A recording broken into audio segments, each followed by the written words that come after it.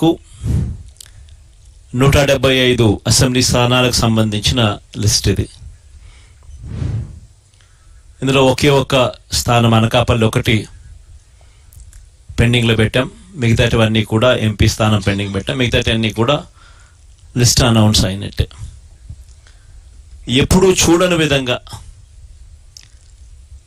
సామాజిక న్యాయము అన్నది మాటల్లోనే కాదు, చేతల్లో కూడా చేసి చూపించాము అని చెప్పి, చూపించగలిగాము దేవుడి దయతో అని కూడా చెప్పడానికి సంతోషపడతా ఉన్నా.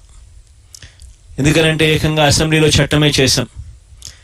50% పదవులు ఖచ్చితంగా నా నా నా నా అని సంబోధిస్తూ ఎస్సీలకు, ఎస్టీలకు, బీసీలకు, మైనారిటీలకు ఖచ్చితంగా 50% అమలయ్యేలా ఏకంగా చట్టం చేసిన ప్రభుత్వం మనది.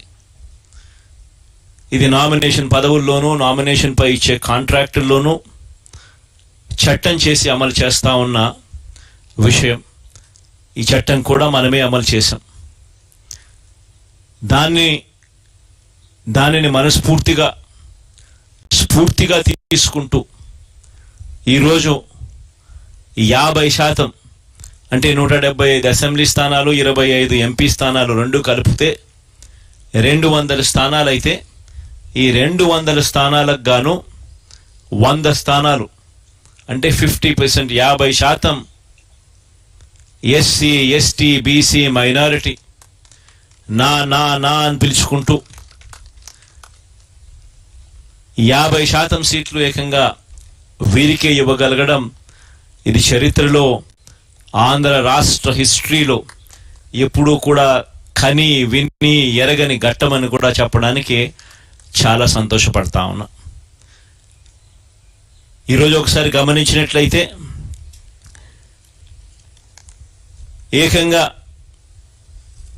59 స్థానాలు 200 స్థానాలకు గాను బీసీలకే కేటాయింపులు చేశాం.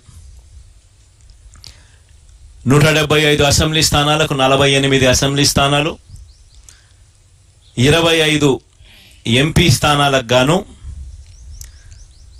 బ్యాలెన్సు 11 స్థానాలు బీసీలకే కేటాయింపులు జరిగింది. ఆడవాళ్లకు కూడా ఇంతకు ముందు కన్నా బెటర్గా చేశాం.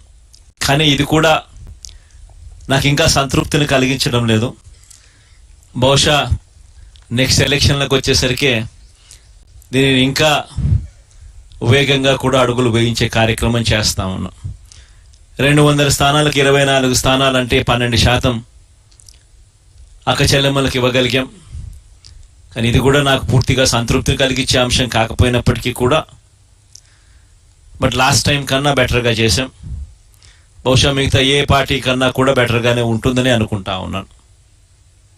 లాస్ట్ టైం 19 ఇస్తే ఈసారి 24 దాకా తీసుకొని పోగలిగాం.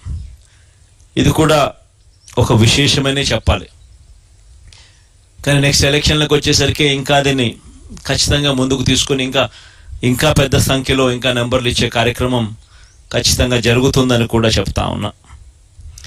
ఈరోజు మనం రిలీజ్ చేసిన ఈ లిస్టులలో గమనించినట్లయితే ఏకంగా 77% మంది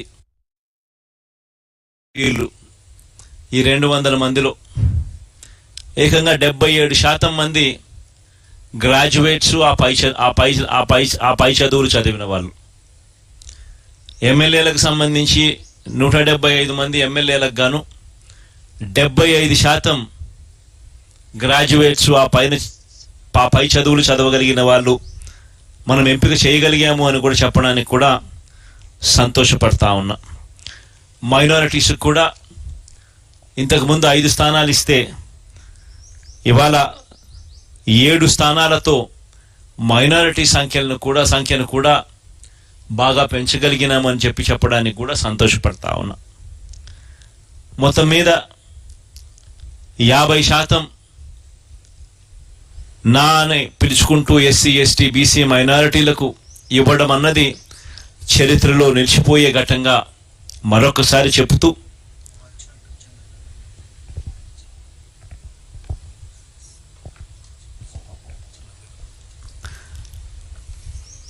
అదొక చరిత్రలో నిలిచిపోయే ఘట్టమని కూడా చెబుతూ ఈ ఎన్నికల్లో దాదాపుగా 81 స్థానాలలో ఎమ్మెల్యేలను మార్పు జరిగింది. 18 ఎంపీ స్థానాలు కూడా మార్పు జరిగింది. అంటే దాదాపుగా 99 స్థానాలంటే దాదాపుగా దగ్గర 50% స్థానాలలో మార్పులు కూడా చేశారు. అంటే ఇది కూడా చరిత్రలో ఒక నిలిచిపోయే ఘట్టమే. ఎందుకంటే ఈ స్థాయిలో మార్పులు చేయగలిగిన ధైర్యం బహుశా ఎవరికి ఉండకపోవచ్చేమో. అది కూడా వైఎస్ఆర్ కాంగ్రెస్ పార్టీకి మాత్రమే ఆ ధైర్యం ఉందని కూడా, ప్రజల మీద ఆ మేరకు నమ్మకం ఉందని కూడా చెప్పడానికి కూడా సంతోషపడతా ఉన్నా. కానీ మార్పు కాబడిన వాళ్ళందరికీ కూడా, ఎవరైతే కూడా టికెట్ రాని వాళ్ళు ఎవరైతే ఉంటారో వారందరికీ కూడా మనస్ఫూర్తిగా చెప్తా ఉన్నాను, రాబోయే రోజుల్లో దేవుడి దయతో ప్రజలందరి ఆశీస్సులతో మన ప్రభుత్వం ఏర్పడిన తర్వాత వాళ్ళందరికీ కూడా ఔచితమైన స్థానం ఖచ్చితంగా ఇస్తూ ఏదో ఒక రూపకంలో వాళ్ళందరినీ కూడా దగ్గర తీసుకునే కార్యక్రమం ఖచ్చితంగా జరుగుతుందని కూడా వాళ్ళందరికీ కూడా భరోసా ఇస్తా ఉన్నాను. కని విని ఎరగని విప్లవాత్మక